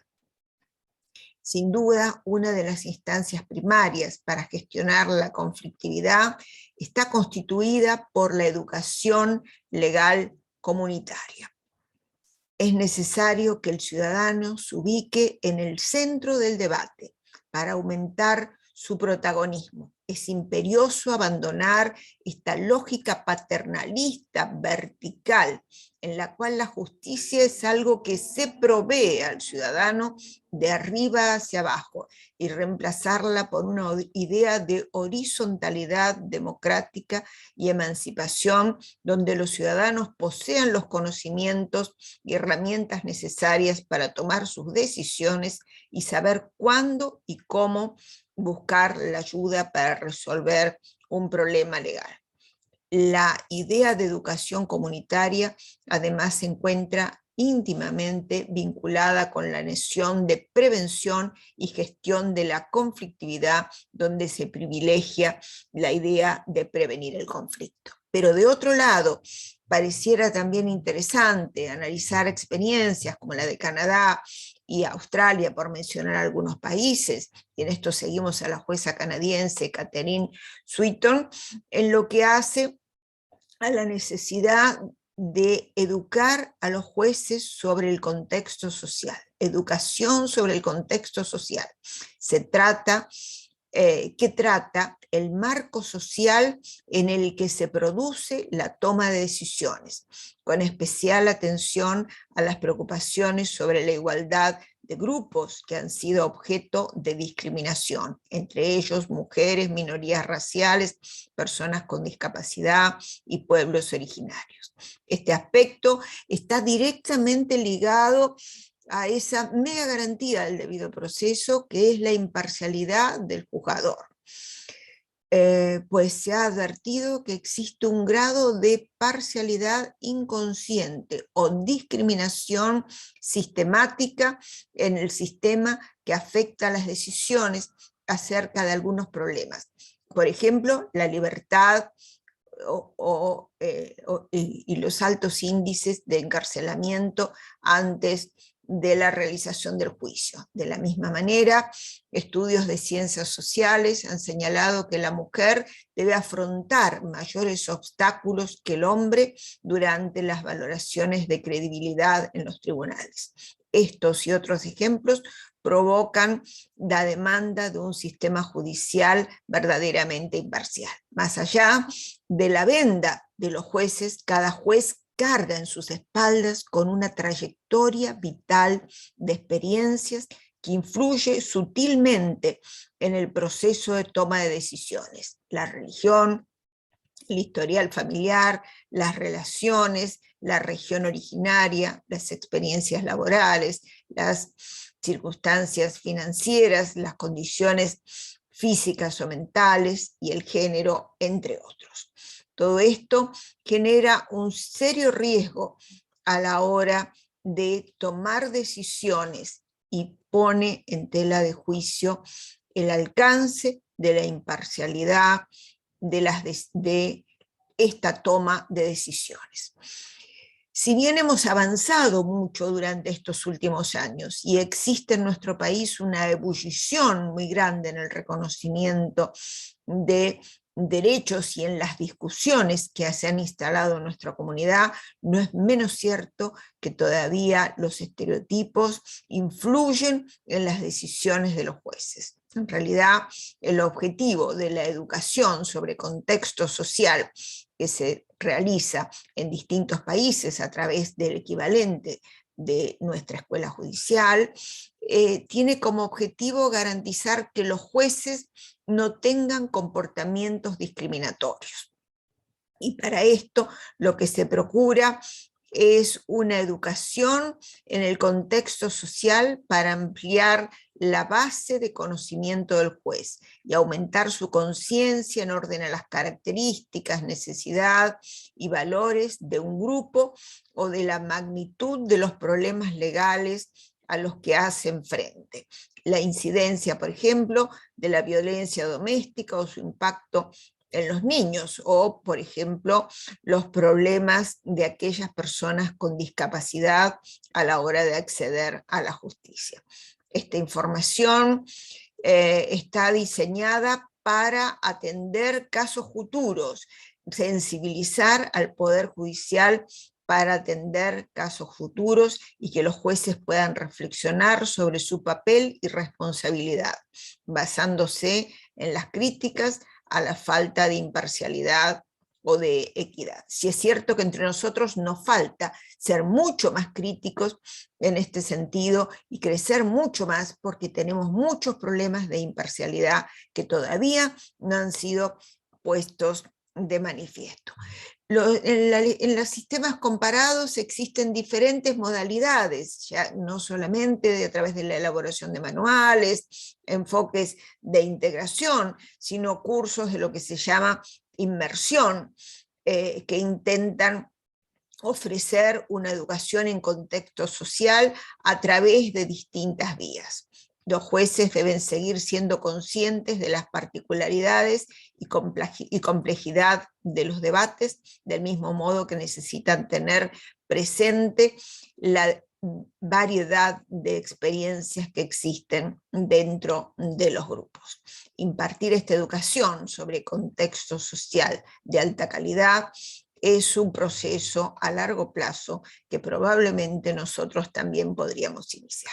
Bueno, dadas las razones de tiempo que son por ustedes conocidas y lo avanzado de la hora, voy a pasar algunas cosas y cierro solamente reiterando dos ideas centrales cuando hablamos de acceso a la justicia y de derechos humanos, que como se dijo antes, en el campo de la justicia es donde se define la vigencia de los derechos fundamentales de las sociedades contemporáneas, donde se prueban las libertades y garantías enunciadas en los diferentes instrumentos de derecho internacional y la operatividad de los mismos, de tal suerte que garantizar entonces tanto la formulación de una política de acceso a la justicia que se adapte a las demandas ciudadanas, como asegurar su implementación, es también una forma de proteger de manera robusta los derechos humanos fundamentales. Muchas gracias y disculpen la velocidad. Muchas gracias, doctora Ledesma, por su participación en estas jornadas por el 30 aniversario de Fundejuz. Fue un honor haber coordinado esta mesa, atento los antecedentes y el prestigio de los 4 disertantes. Muchas gracias.